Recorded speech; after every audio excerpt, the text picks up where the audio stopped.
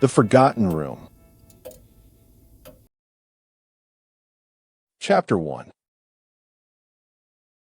The Old House on Maple Street.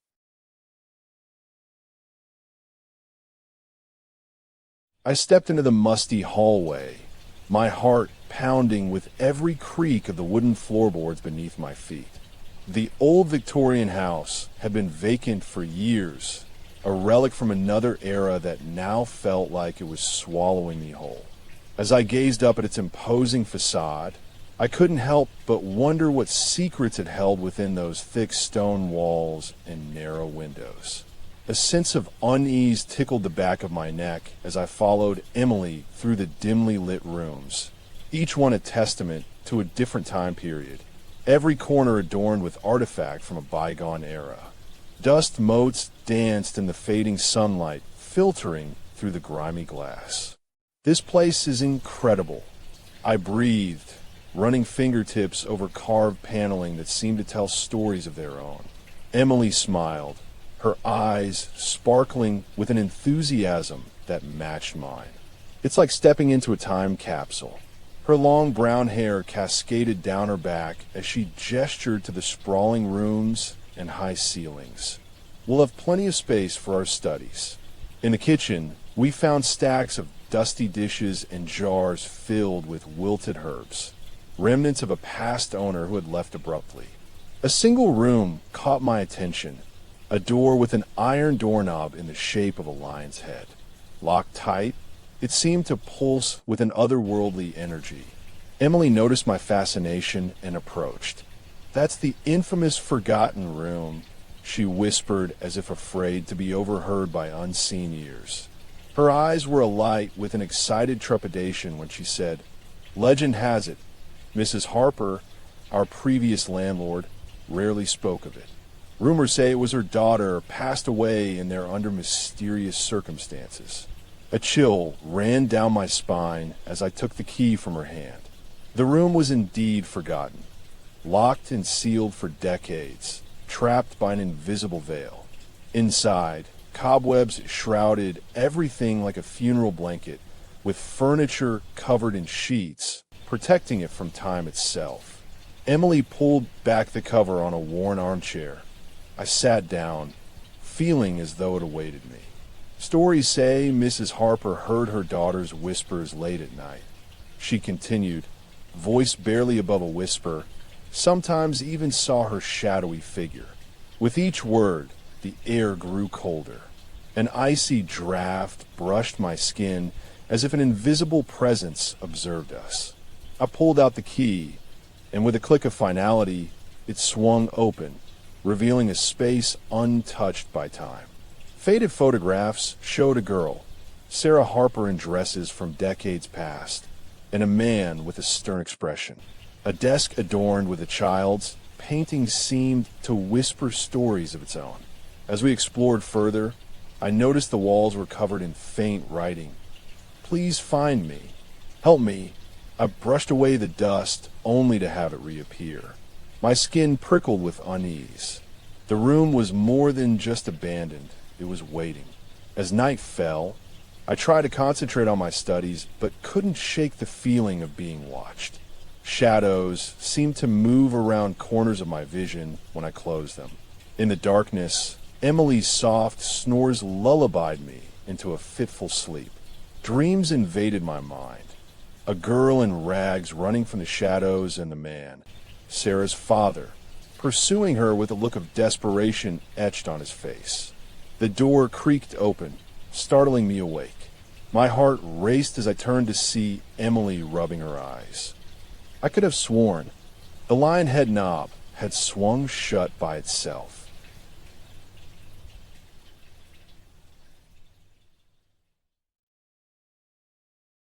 Chapter 2. The Whispers in the Walls.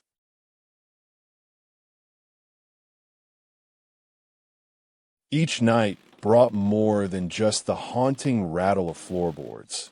Ethereal whispers began seeping through my dreams, lacing themselves into reality.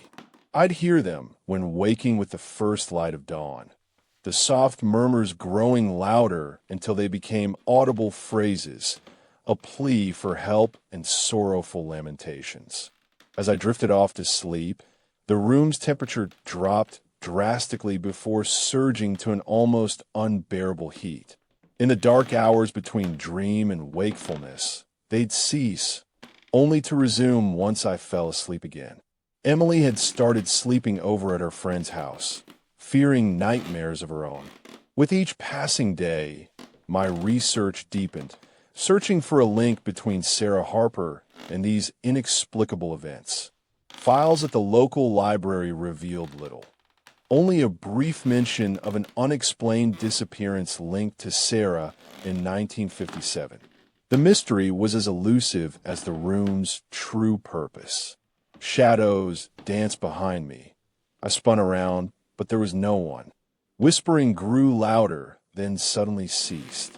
In the stillness, a breath warmed my neck before evaporating into the air. I whirled around, hand fisted in my robe to deflect whatever unknown menace lurked in the shadows. Emily returned from Emily's house, her eyes wide with concern. "I had a dream," she said, "Sarah crying out for help, and you." Together we pored over documents, linking Sarah's disappearance to strange sightings of a ghostly girl and an old man in this very room. My pulse quickened as I noticed the door was no longer locked when it should have been. A gust of wind swept past my face before it slammed shut behind us, trapping us inside. The air grew heavy and cold. The whispers returned with a malevolent undertone now, thrumming through every cell in my body. I reached for her hand as one voice rose above the others, a child's terrified plea. "We need to get out of here." Something pushed against the door, straining the hinges. Emily squeezed my hand harder. Another push. The door creaked open with a deafening crack. Outside lay the moonlit backyard under an inky sky. Inexplicable shadows darted across the lawn as if chasing us. Sarah's ghost and her father? We ran until our breaths were labored, not daring to look back.